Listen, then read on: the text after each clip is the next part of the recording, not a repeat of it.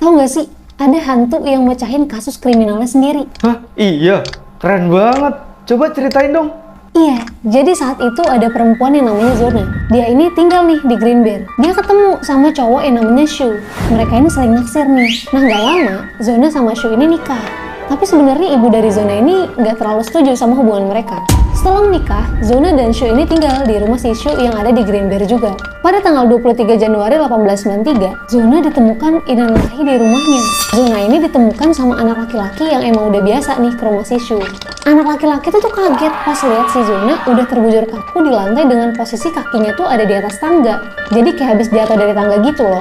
Nah, anak laki-laki ini tuh langsung lari ke ibunya dan nyeritain. Nggak lama, dokter sekitar tuh ditelepon untuk datang ngecek si Zona ke rumahnya.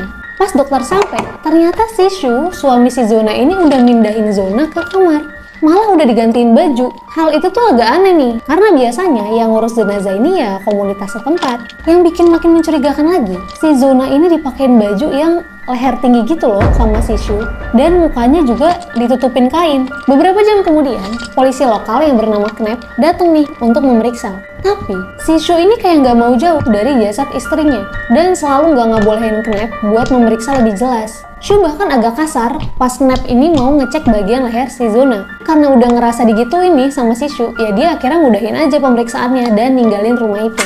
Orang tua dari Zona pun akhirnya dikabarin nih kalau anaknya udah inalahi. Zona akhirnya dimakamkan keesokan harinya. Pada saat pemakaman, sikap dari Shu ini kayak aneh banget. Kayak dia nggak ngebolehin satu orang pun buat ngedeketin peti istrinya. Dia juga naruh bantal di salah satu sisi kepala Zona. Dan Shu juga mengikat shawl besar gitu di leher istrinya. Jadi yang datang ke pemakaman Zona ini pada curiga. Banyaklah yang akhirnya mencurigai si Shu, suami dari Zona ini sendirilah dalam dibalik kematian si Zona. Jadi kematian Zona ini akhirnya ditutup dengan kasus kecelakaan jatuh dari tangga. Nah, katanya setelah pemakaman Zona, ibu si Zona ini memimpikan anaknya sebanyak 4 kali. Dan anaknya nyeritain nih kejadian yang sebenarnya. Kalau dia tuh sebenarnya sama suaminya sendiri. Dia bilang kalau Shu ini sering kasar gitulah sama si Zona. Suka main tangan. Zona itu diserang saat menyiapkan makan malam. Dan Zona ini di lehernya sama si Shu. Sampai akhirnya Zona ini inalahi. Ibu dari Zona akhirnya mendatangi jaksa penuntut lokal yang bernama John. Dan dia meminta untuk kasus anaknya ini dibuka lagi. Awalnya jaksa ini nggak yakin sebenarnya buat nyelidikin lagi. Tapi karena didesak sama ibunya Zona dan beberapa warga lokal lainnya, akhirnya dibuka lagi tuh kasusnya.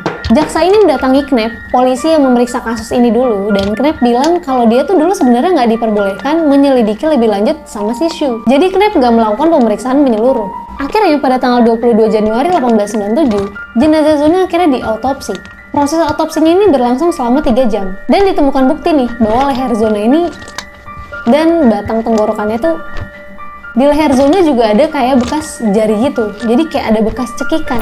Dan gak lama dari itu, akhirnya Shu ini terbukti bersalah dalam kasus ini dan diadili pada tanggal 22 Juni 1897. Untung Zona masuk ke mimpi ibunya, jadi bisa terpecahkan kasusnya.